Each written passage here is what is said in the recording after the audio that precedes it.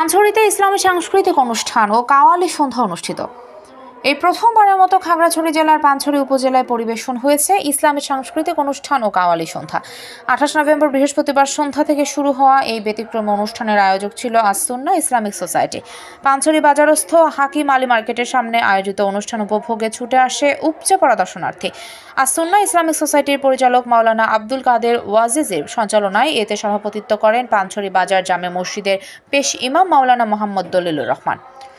অপসংস্কৃতির বিরুদ্ধে ইসলামের সংস্কৃতির জয় হোক প্রতিপাদ্যের ব্যানারে বাদ্যযন্ত্রবিহীন অনুষ্ঠানে সুরে সুরে মুগ্ধ করা ইসলামী সঙ্গীত পরিবেশন করেন আস-সুন্নাহ নাশিদ টিম।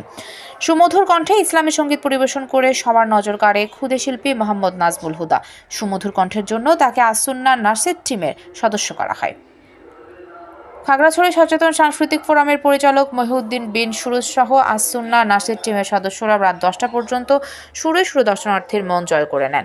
এ সময় অপসংস্কৃতির বিরুদ্ধে ইসলামী সংস্কৃতির জয়ের স্লোগান ধরেন সবাই। রাত 10টায় মোনাজাতের মধ্য দিয়ে ব্যতিক্রমী আয়োজনের সমাপ্তি ঘটে।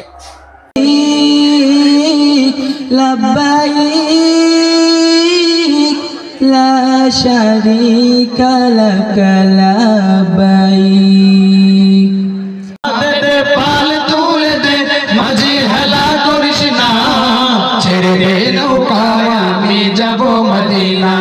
তুই ছেড়ে দে নৌকায় আমি যাব মদিনা।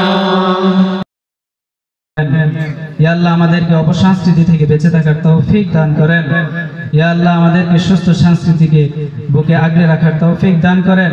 ইয়া আল্লাহ আপনার রাসূলের সুন্নাহ অনুযায়ী জীবনকে পরিচালনা করার তৌফিক দান করেন। আসসালামু আলাইকুম। ইসলামী সাংস্কৃতিক সন্ধ্যা এবং কাওয়ালি। পানছড়ির প্রতিনিধি শাহজাহান কবির সাজুর পাঠানো তথ্য ও ভিডিও চিত্রে PIB 71 টিভি।